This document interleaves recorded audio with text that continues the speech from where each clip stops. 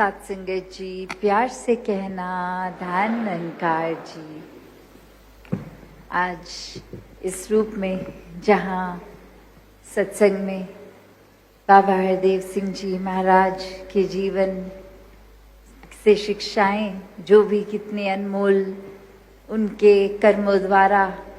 एक वचनों द्वारा मिली, वो जीवन में एक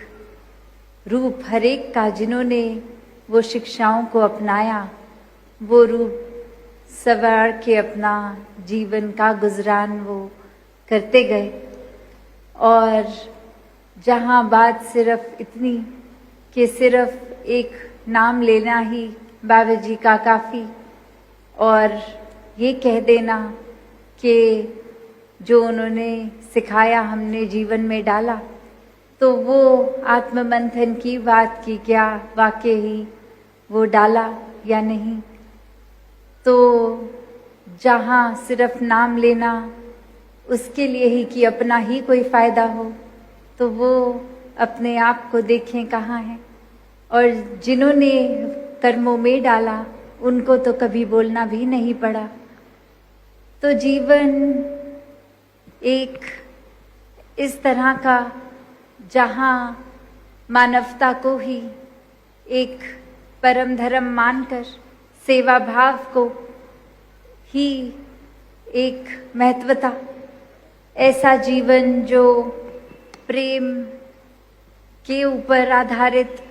भक्ति के ऊपर आधारित, मानवीय गुणों के ऊपर आधारित, तो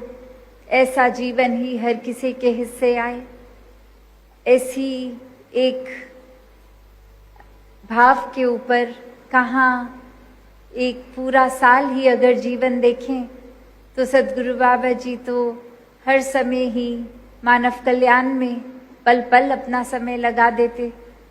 और ये सभी ने भी देखा कि अपने लिए कितना ही समय उनके पास ना के बराबर एक वो पर्सनल टाइम, पर हर किसी को जिनको भी मिले वो भाव ऐसा ही कि एक अपनापन लगा ही नहीं कि पहली बार भी कोई मिल रहा हो तो वो पहली बार ही मिल रहा है। तो जहाँ तक एक स्वभाव की बात, जहाँ तक एक संदेश की बात, तो वो तो एक भक्ति को हम कैसे अपनी मजबूत करें उसी पे लगाया। एक दूसरे को कैसे अपना बनाते हैं खुद जी कर दिखाया। तो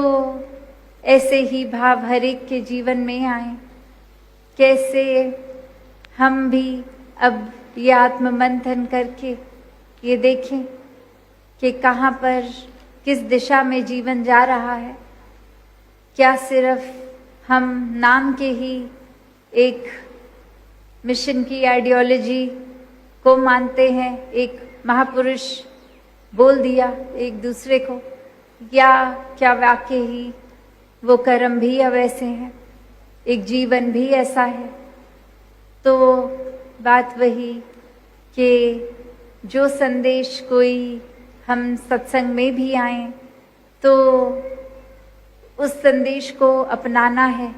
अक्सर यही बात कितनी बार भी सुने सत्संग में कि सेवा सुमिरन सत्संग निराकार यही जीवन का आधार है, पर फिर भी कितना हम उसको ग्रहण करते हैं। क्या हम वाकई ही निराकार को हर समय अंग संग मानते भी हैं, या फिर सिर्फ ये शब्द की तरह या सुमिरन भी शब्दों की तरह उच्चारण हो गया, मन में सेवा भाव नहीं पर सिर्फ दिखावा हो गया। तो एक वाकई ही दिल से एक निराकार तक का ये जो रास्ता है, ये ब्रह्म ज्ञान द्वारा ये कण कण में निराकार बसा, और कैसे इस निराकार में हर समय मगन रहने के लिए पहले मन में इस निराकार को बसाना है, दर्शन करके फिर प्यार करना है। तो ऐसे ही संदेशों से ये संसार के हित के लिए जो जीवन बने, ना कि एक सेल्फिश जीवन जो अपने लिए ही बस जिया गया हो, सिर्फ अपना मतलब निकालने के लिए किसी और को नीचा, किसी और को धक्का मारकर खुद आगे बढ़ने वाला जीवन, ऐसा जीवन हरगिज संतों का जीवन नहीं है। तो जहाँ भाव प्रेम का, सत्कार का, करुणा का, दया का, समदृष्टि का, वहाँ ही ये निराकार जीवन में है, वो जीवन दर्शाता है। तो एक समय अब जो है कि किस तरह हम आत्ममंथन करके अपने अंदर झांक कर ये देखें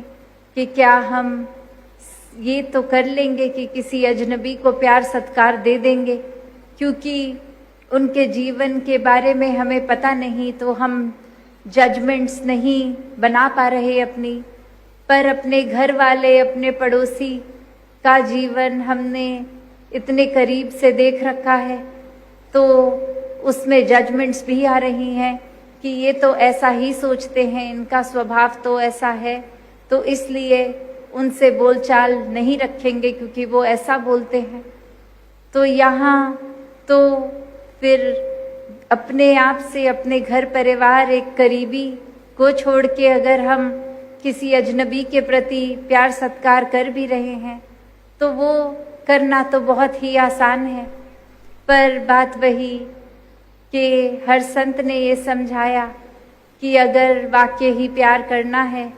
तो जिस इंसान के लिए मन में नफरत के भाव हैं, शुरुआत वहाँ से करनी है। उसी इंसान को भले प्यार कर लो तो पूरी संसार से प्यार हो जाएगा। तो ऐसा भाव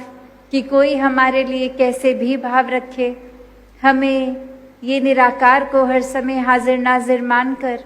अपने अंदर दूसरे के प्रति भाव को शुद्ध रखना है। प्यार से एक रखकर रिश्ता भी, एक अगर रिश्ता नहीं भी तो वो एमिकेबली एक ये वो उस नोट पे ख़त्म करने की अक्सर बात जहाँ आती है, तो भी एक मन से आदर सत्कार का ही एक व्यवहार रहे। तो बात वही कि अपने जीवन में हर कोई मानवीय गुणों से युक्त हो, ऐसा ही जीवन जीने के लिए मानव तन मिला है। और जहाँ ये अनाउंसमेंट भी सुनी हमने कि कल वो जो बिल्डिंग रूप हॉस्पिटल का भी, और कैसे ये एक फंक्शनैलिटी तो ये आने वाले समय में और होगी, पर अभी जो वही भाव जो बाबा जी के मन में हमेशा हर एक के लिए कि ये आत्मा जहाँ परमात्मा से मिलके अपनी पीड़ा को समाप्त कर चुकी है, वहीं ये तन की भी पीड़ा का ये चिकित्सा रूप हर एक के हिस्से उस तरह एक सेवा भाव से पहुँचे। तो ऐसा ही वो रूप कल, और यही बात कि कैसे जहाँ हम हर दिन सेवा के प्रति अपने मन को एक मजबूत करते हैं कि ये सेवा जितनी करी जाए कम, उसी प्रकार फिर ये जो रूप बनते हैं एक ऑर्गेनाइज्ड रूप,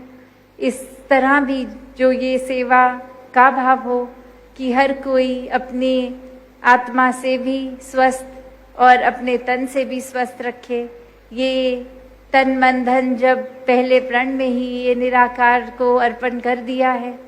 ये परमात्मा द्वारा दिया ही, और इसी में एक ये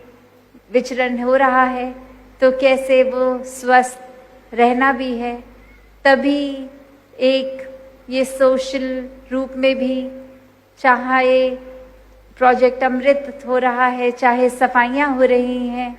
ये कोई भी रूप, ये प्रदूषण का भी, ये मन में बाहर हर तरफ ना हो, ये एक स्वच्छता का ही, एक शीतलता का, एक स्वच्छ रूप का रहे। तो दातार कृपा करे कि हर कोई जहाँ तन मन धन से एक चेतन अवस्था में हो के, एक मन में चतुराई चालाकियों के भाव से नहीं, एक समर्पित इनोसेंट रूप से, इस निराकार से अपना नाता बनाए तो फिर सेवा भाव भी वो महान बनेंगे, एक कर्म भी महान होंगे, सिमरन रूप भी, एक सत्संग में भी आने के लिए मन हमेशा एक उत्साह में, और सत्संग से जो अच्छाइयों को ग्रहण करके जीवन में उतारना, फिर वो ऐसा मन ही कर सकता है। वरना तो अपनी सहूलत से सत्संग में भी मैसेज को छटाई कर लेते हैं कि उस महात्मा ने ये बोला था, ये पहली लाइन तो हम मान लेते हैं, पर जो दूसरी लाइन कही वो हम नहीं मानेंगे क्योंकि उसमें हमारी कन्वीनियंस नहीं है। तो इस तरह का जीवन भी फिर एक सत्संग आके भी सत्संग ना आना ही हुआ। तो दातार कृपा करे कि हर कोई वाकई ही एक जो असली रीज़न है, सही रीज़न है सेवा सिमरन सत्संग करने का, भक्ति करने का, निराकार का ज्ञान लेकर ये जीवन में निराकार होते हुए अपने कर्मों को जब एक शातिर होके हम अगर जी रहे हैं तो फिर ये निराकार का वास तो असल में हुआ ही नहीं। तो हर कोई एक भाव जहाँ चेतनता का भी, वहाँ भोलेपन का भी बना के रखें, तभी ये भक्ति परवान होती।